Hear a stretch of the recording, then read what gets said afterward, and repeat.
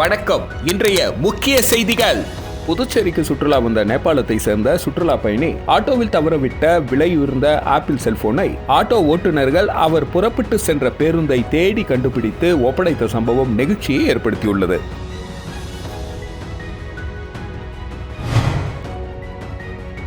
புதுச்சேரியில் விமான நிலைய விரிவாக்கத்திற்கு நிலம் கையகப்படுத்த வேண்டியது அவசியம் என துணைநிலை ஆளுநர் கைலாஷ்நாதன் தெரிவித்துள்ளார். புதுச்சேரி மாநிலத்தில் உயர்த்தப்பட்ட மின் கட்டண உயர்வை கண்டித்து காரைக்கால் மாவட்டத்தில் வருகின்ற 18ஆம் தேதி முழு பந்த் போராட்டத்திற்கு இந்திய கூட்டணி கட்சிகள் அழைப்பு விடுத்துள்ளனர். விசா நீட்டிப்பிற்காக ரூபாய் 3000 லஞ்சம் பெற்ற வழக்கில் அரசு ஊழியருக்கு 5 ஆண்டுகள் சிறை தண்டனையும் ரூபாய் 20,000 அபராதமும் விதித்து புதுச்சேரி மாவட்ட நீதிமன்றம் தீர்ப்பளித்தது. புதுச்சேரிக்கு சுற்றுலா வந்த நேபாளத்தை சேர்ந்த சுற்றுலா பயணி ஆட்டோவில் தவறவிட்ட விலையுயர்ந்த ஆப்பிள் செல்போனை ஆட்டோ ஓட்டுநர்கள் அவர் புறப்பட்டு சென்ற பேருந்தை தேடி கண்டுபிடித்து ஒப்படைத்த சம்பவம் நெகிழ்ச்சியை ஏற்படுத்தியுள்ளது. புதுச்சேரி செட்டி வீதி மிஷன் வீதி சந்திப்பில் ஆட்டோ ஸ்டாண்ட் உள்ளது.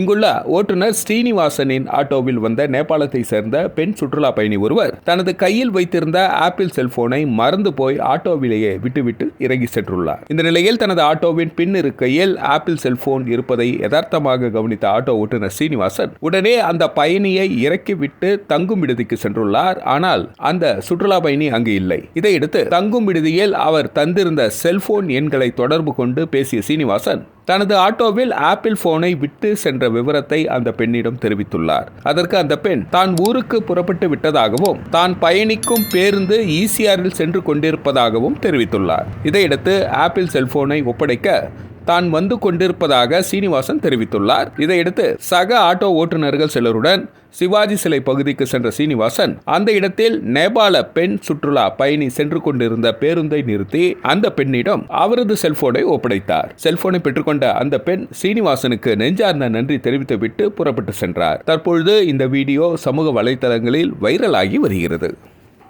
Okay, ma'am. Thank you so much. Really appreciate it. Thank you so much. Okay. Yeah, going to see from Agmore Hotel. How much? 300.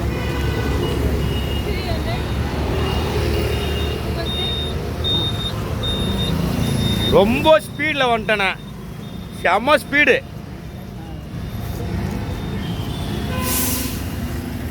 புதுச்சேரியில் விமான நிலைய விரிவாக்கத்திற்கு நிலம் கையகப்படுத்த வேண்டிய அவசியம் என துணைநிலை ஆளுநர் கைலாஷ்நாதன் தெரிவித்துள்ளார். புதுவை துணைநிலை ஆளுநர் கைலாஷ்நாதன் லாஸ்பேட்டையில் உள்ள விமான நிலையம் மற்றும் மூடப்பட்ட பழமையான AFT சுதேசி பாரதி பஞ்சாலைகளை பார்வையிட்டு ஆய்வு செய்தார். பின்னர் செய்தியாளர்களிடம் பேசிய அவர் புதுச்சேரிக்கு பஞ்சாலைகள் எந்த வகையில் உபயோகமாக இருக்கும் என ஆய்வு செய்யப்பட்டது. அதன்படி சில ஆலைகளை மக்களுக்கு வேலை வாய்ப்புக்கான மாற்றிக்கொள்ளலாம். புதுச்சேரி விமான நிலையத்தை விரிவாக்கம் செய்வது குறித்து ஆய்வில் ஈடுபட்டுள்ளோம். தற்பொழுது சிறிய ரக ADR விமானங்கள் விமான நிலையத்தில் தரையிறங்க முடியும். அதே நேரத்தில் பெரிய போயிங் விமானங்கள் இறங்கும் வகையில் விமான நிலையத்தை விரிவுபடுத்துவது குறித்து ஆய்வு மேற்கொண்டுள்ளோம். அதற்கு தமிழகம் புதுச்சேரியில் நிலம் கையகப்படுத்துவது அவசியமாகும் என்றார். புதுச்சேரி மாநிலத்தில் உயர்த்தப்பட்ட மின் கட்டண உயர்வை கண்டித்து காரைக்கால் மாவட்டத்தில் வருகின்ற 18ஆம் தேதி முழு பந்த் போராட்டத்திற்கு இந்திய கூட்டணி கட்சிகள் அழைப்பு விடுத்துள்ளனர். புதுச்சேரி மாநிலத்தில் மின் கட்டணம் உயர்த்தப்பட்டுள்ளது. இதனை கண்டித்து பல்வேறு அரசியல் கட்சியினர் மற்றும் அமைப்பினர் போராட்டங்களில் ஈடுபட்டு வருகின்றனர். அந்த வகையில் புதுச்சேரி மாநிலத்தில் உயர்த்தப்பட்டுள்ள மின் கட்டண உயர்வை கண்டித்தும் மின் கட்டண உயர்வை ரத்து செய்ய வலியுறுத்தியும் புதுச்சேரி மாநிலம் காரைக்கால் மாவட்டத்தில் இந்திய கூட்டணி சார்பில் திமுக சட்டமன்ற உறுப்பினர் நாஜிம் தலைமையில் இன்று ஆலோசனைக் கூட்டம் நடைபெற்றது. இந்த ஆலோசனைக் கூட்டத்தில் மின் கட்டண உயர்வை உடனடியாக ரத்து செய்ய வலியுறுத்தி காரைக்கால் மாவட்டத்தில் வருகின்ற 18ஆம் தேதி முழு பந்த் போராட்டம் நடத்தப்படும் என்றும் முழு பந்த் போராட்டத்திற்கு இந்திய கூட்டணி சார்பில் பொதுமக்கள் மற்றும் வியாபாரிகளுக்கு அழைப்பு விடுக்கப்பட்டுள்ளது. விசா நீட்டிப்பிற்காக ரூபாய் 3000 லஞ்சம் பெற்ற வழக்கில் அரசு ஊழியருக்கு 5 ஆண்டுகள் சிறை தண்டனையும் ரூபாய் 20,000 அபராதமும் விதித்து புதுச்சேரி மாவட்ட நீதிமன்றம் தீர்ப்பளித்தது. காரைக்காலை சேர்ந்தவர் தாந்தோம் பாஸ்கர். இவரது தாய் முத்துலட்சுமி. இவர் பிரான்ஸ் குடியுரிமை பெற்றவர். கடந்த 2014ஆம் ஆண்டு முத்துலட்சுமி புதுவைக்கு வந்தாராம். அவரது விசா நீட்டிப்பிற்காக தாந்தோம் பாஸ்கரன் புதுச்சேரியில் உள்ள மாநில உள்துறை அமைச்சக அலுவலகத்தில் விண்ணப்பித்தார். அப்பொழுது அங்கு உதவியாளராக இருந்த மணிவண்ணன் ரூபாய் 3000 லஞ்சமாக கேட்டார். இதுகுறித்த புகாரின் பேரில் சிபிஐ போலீசார் மணிவண்ணனை கைது செய்தனர். இந்த வழக்கு விசாரணை புதுச்சேரி மாவட்ட சிறப்பு நீதிமன்றத்தில் நடைபெற்றது. விசாரணை முடிந்த நிலையில் குற்றஞ்சாட்டப்பட்ட மணிவண்ணனுக்கு 5 ஆண்டுகள் சிறை தண்டனையும் ரூபாய் 20,000 அபராதமும் விதித்து மாவட்ட தலைமை நீதிபதி சந்திரசேகரன் உத்தரவிட்டார். புதுவையை சேர்ந்த இருவரிடம் மர்ம நபர்கள் நூதன முறையில் ரூபாய் 17 லட்சத்தை மோசடி செய்திருப்பது குறித்து போலீசார் வழக்கு பதிந்து விசாரித்து வருகின்றனர். காரைக்கால் பகுதியை சேர்ந்தவர் உஷாதேவ். இவரை மர்ம நபர் தொலைபேசியில் தொடர்பு கொண்டு இணையதள பங்கு சந்தையில் முதலீடு செய்தால் அதிக லாபம் கிடைக்கும் என கூறியதை நம்பி உஷாதேவி பல தவணைகளில் ரூபாய் 10 லட்சத்தை முதலீடு செய்து ஏமாந்தார். இதேபோல் புதுச்சேரி மூலகுளத்தை சேர்ந்தவர் சீனி தேவர் பிரான். இவரிடம் கைபேசியில் பேசிய மர்ம நபர் தன்னை மும்பையை சேர்ந்த போலீஸ் அதிகாரி எனவும் சீனி தேவர் பிரான் மீது போதை பொருள் தடுப்பு வழக்கு பதியப்பட்டிருப்பதாகவும் கூறினார். வழக்கிலிருந்து விடுவிக்க ரூபாய் 7 லட்சத்தை அனுப்புமாறும் அவர் கூறினாராம். இதை நம்பிய சீனி தேவர் பிரான் மர்ம நபர் கூறிய வங்கி கணக்கை ரூபாய் 7 லட்சத்தை அனுப்பி ஏமாந்தார். இது தொடர்பாக இருவர் அளித்த புகாரின் பேரில் சைபர் கிரைம் போலீசார் வழக்கு பதிவு விசாரணை மேற்கொண்டு வருகின்றனர்.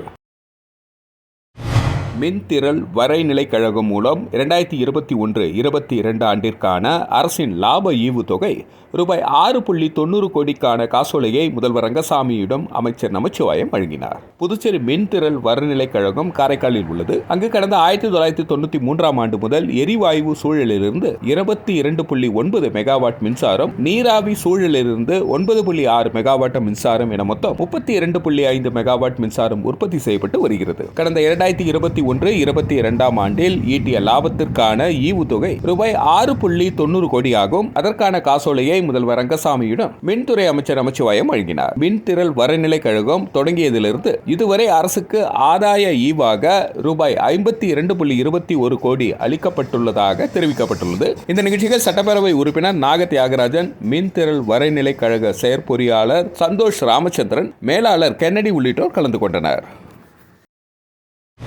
பாண்டிச்சேரி மெட்ரோ மற்றும் ப்ரூனி ப்ளூம் சார்பாக போதை தடுப்பு விழிப்புணர்வு குறித்து கடற்கரை சாலையில் பேரணி நடைபெற்றது.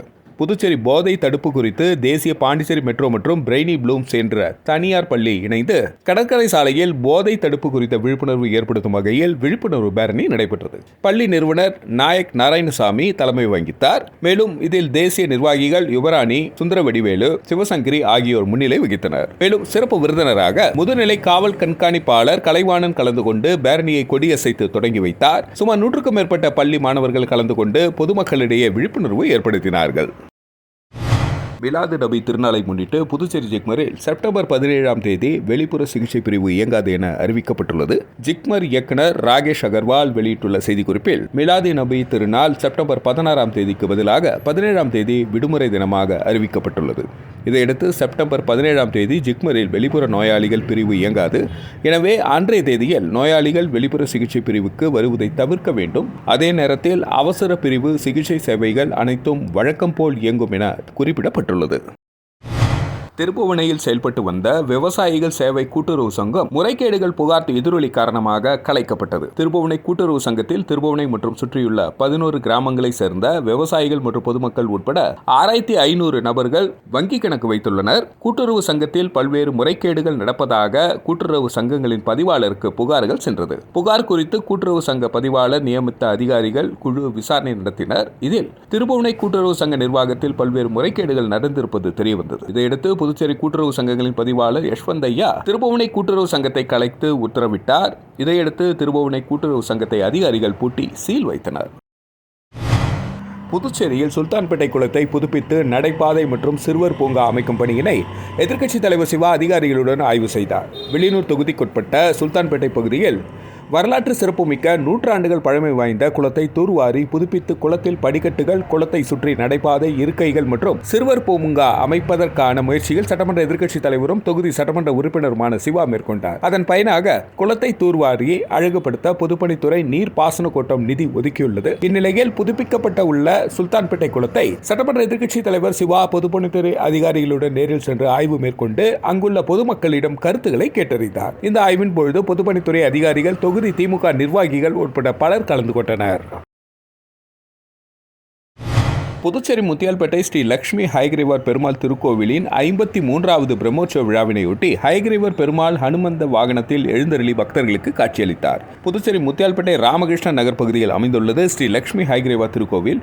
இந்த திருக்கோவிலில் எழுந்தருளியுள்ள ஸ்ரீ லட்சுமி ஹைகிரீவா பெருமாளுக்கு 53வது பிரம்மோற்சவ விழா 7ஆம் தேதி கொடியேற்றத்துடன் தொடங்கியது. தினம்தோறும் ஹைகிரீவர் பல்வேறு வாகனங்களில் எழுந்தருளி பக்தர்களுக்கு காட்சியளித்து வருகிறார். இதனைத் தொடர்ந்து சொர்ணம் மற்றும் மலர்களால் அலங்கரிக்கப்பட்ட ஹைகிரீவர் பெருமாளுக்கு சோடாட்ச தீபார்த்தனை காட்டப்பட்டு ஹனுமந்த வாகனத்தில் வைக்கப்பட்டு திருவீதி உலா நடைபெற்றது. இதில் பக்தர்கள் பலரும் கலந்து கொண்டு ஹைகிரீவர் பெருமாளை வழிபட்டு சென்றனர்.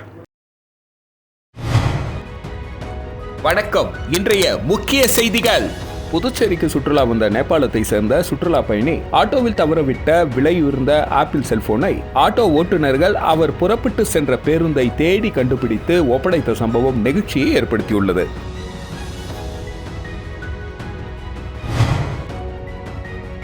புதுச்சேரியில் விமான நிலைய விரிவாக்கத்திற்கு நிலம் கையகப்படுத்த வேண்டியது அவசியம் என துணைநிலை ஆளுநர் கைலாஷ்நாதன் தெரிவித்துள்ளார். புதுச்சேரி மாநிலத்தில் உயர்த்தப்பட்ட மின் கட்டண உயர்வை கண்டித்து காரைக்கால் மாவட்டத்தில் வருகின்ற 18ஆம் தேதி முழு பந்த் போராட்டத்திற்கு இந்திய கூட்டணி கட்சிகள் அழைப்பு விடுத்துள்ளனர். விசா நீட்டிப்பிற்காக ரூபாய் 3000 லஞ்சம் பெற்ற வழக்கில் அரசு ஊழியருக்கு 5 ஆண்டுகள் சிறை தண்டனையும் ரூபாய் 20,000 அபராதமும் விதித்து புதுச்சேரி மாவட்ட நீதிமன்றம் தீர்ப்பளித்தது. செய்திகளை துல்லியமாக தெரிந்து கொள்ள கிரியேட்டிவ் மீடியா நியூஸ் யூடியூப் சேனலை சப்ஸ்கிரைப் செய்து கொள்ளுங்கள். வணக்கம்.